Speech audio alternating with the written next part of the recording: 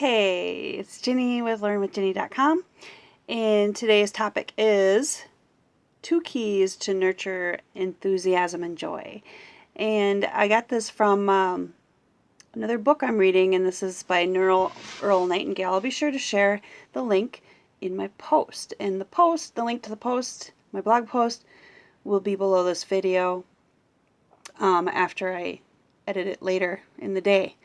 Because here we are at 6:45 a.m. and I have to run to get the kids ready. But if you're live on Facebook, make sure you say hi and tell me where you're from, what your biggest struggle is in your quest for enthusiasm and joy in your life. So, my connection is weak as usual. Let me know if you can't hear me over there. I'm going to quickly see if I can get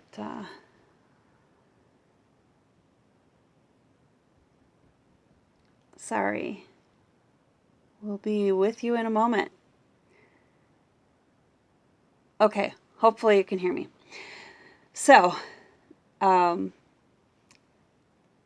while back, when I started doing these live videos, I never did them because of this weak connection thing, but a coach of mine told me to do them anyway, because the important part is if you can hear me.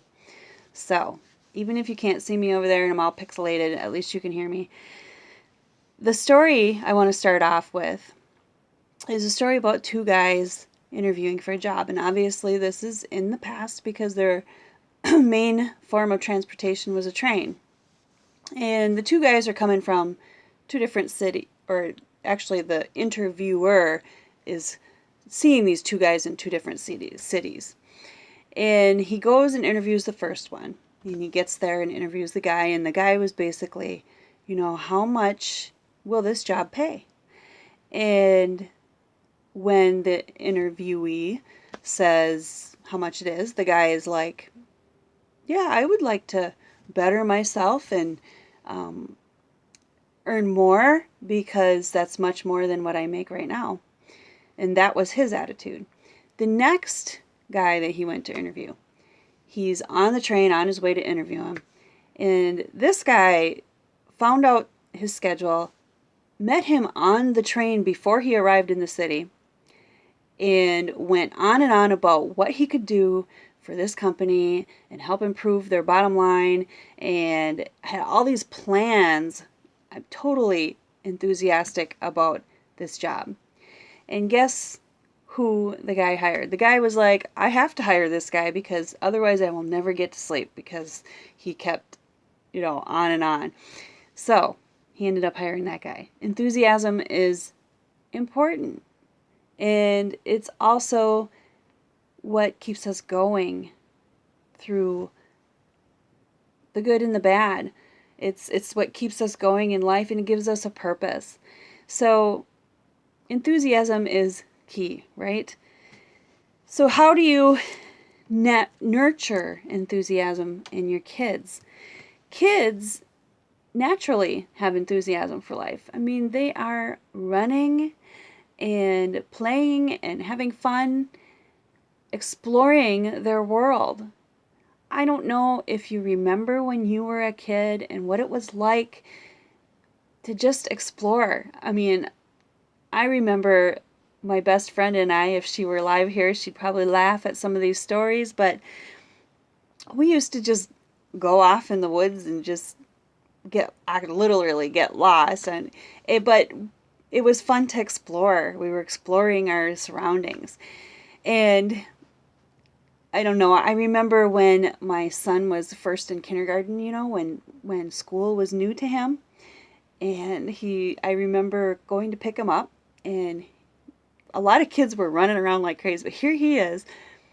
He's sitting there organizing his little desk with this giant smile on his face. Just pure joy at being there and learning something new. He was so excited. Another example, I guess, is when they find a passion. when they find something that they really, really like to do. Like he really likes to play airsoft with his buddies, and he really, really loves baseball. So he practices it. He can do it an hour every day, day in and day out, because he loves it so much. So if you find that enthusiasm for learning, that is the first key, learning. So encourage your kids' passions, encourage them to learn new things, and encourage yourself to learn something new. It doesn't have to be anything spectacular. You don't have to go off and get your master's degree in something new. Just something small. Learn to cook, learn to play the piano, learn to sing, learn to snowboard. I learned that when I was 40. And learning something new is always challenging. But then when you get to that period where you accomplish something from what you're learning, that's when that enthusiasm kicks in. Or you find a passion for your life. You find something that you really love to do. I really love sharing what I'm learning with you. I never knew I would feel that way.